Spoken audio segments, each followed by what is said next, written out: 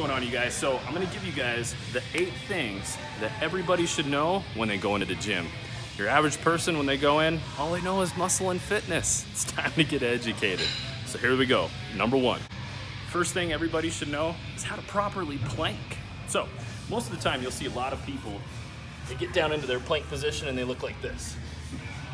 Low back's all messed up and they're wondering why this is jacking their back up.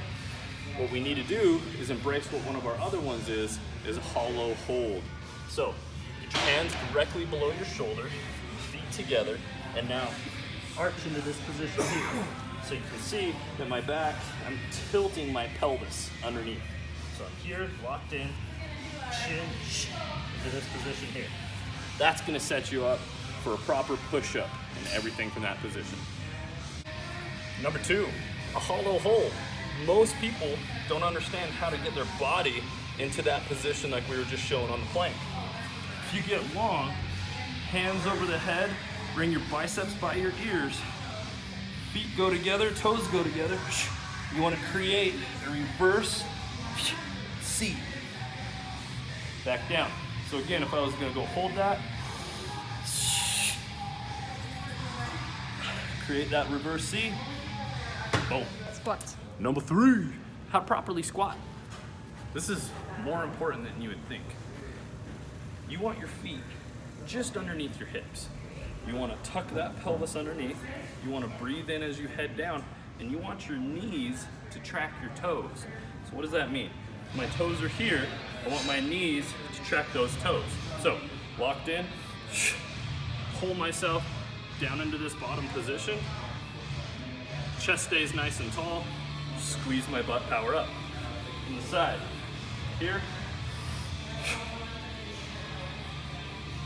Bottom position. Squeeze the power up. Tuck that booty underneath and finish your squat the right way. Number 4, how to hinge properly.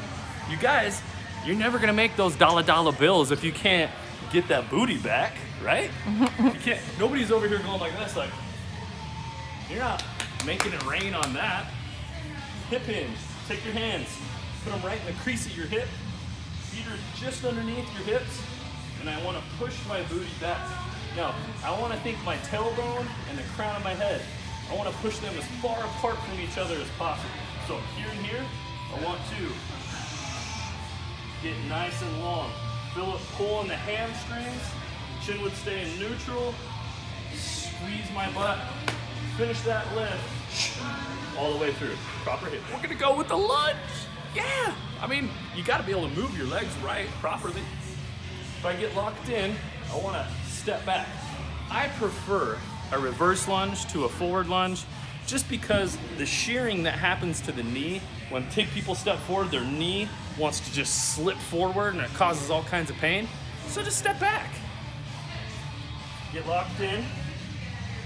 Hips are in neutral, not sway back. Take a step back, pull yourself down into this bottom position. Look at this shin angle, it's vertical, that's what you want. Lock back in, you can pray because your legs are gonna catch on fire. Stand back up. So again, one more time, step back, pelvis, step, land, squeeze, power up. Next one, overhead press. What happens to your average person when they overhead press? Watch my thoracic. They get here, and they're already hyperextended, and then they press up. They're like, oh, this hurts my shoulder. You guys, tuck, brace that whole area. Locked in, squeeze. So I want to imagine I'm pulling my rib cage down. I want to make sure that I'm staying as close as possible from my hands here when I press overhead. I shouldn't be extending. So, locked in, press. If you're getting to the position when you go and press on that, and you can only get here, that shows that you lack a lot of shoulder and thoracic mobility. That's something that you can work on. All right, so for this next one, I have to mount this video to be able to show you guys, but it's a proper shoulder pack. Most people have no idea what that means. Their shoulders are always out here in this douchebag position rather than pulling it back and down. Let me show you guys an easy way to test it. One of the easiest ways to test this is if Mandy put her arm up, so let's go ahead and we'll go with this one. And her shoulder is unpacked, so remember, it's reached out. If I go to pull on her, watch what happens to her body. It's sloppy and gross, like what you look like when you're at work. Now, she takes her shoulder and she packs it back and down. Watch how her whole body moves together. That's a proper shoulder pack. It's not that hard. Let's do it again. Proper shoulder pack, it's like a good high five. Oh, yes. Hopefully.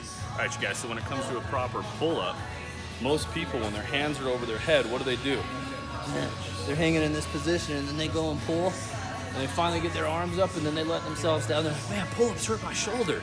Well, here's the reason why. Get yourself up on the bar. I don't want to be here. I want to be here. So I'm squeezing my shoulder blades together. I point my toes. I squeeze my butt. I flex my abs. Pull. Back down. This is going to help you out big time in pull-up land.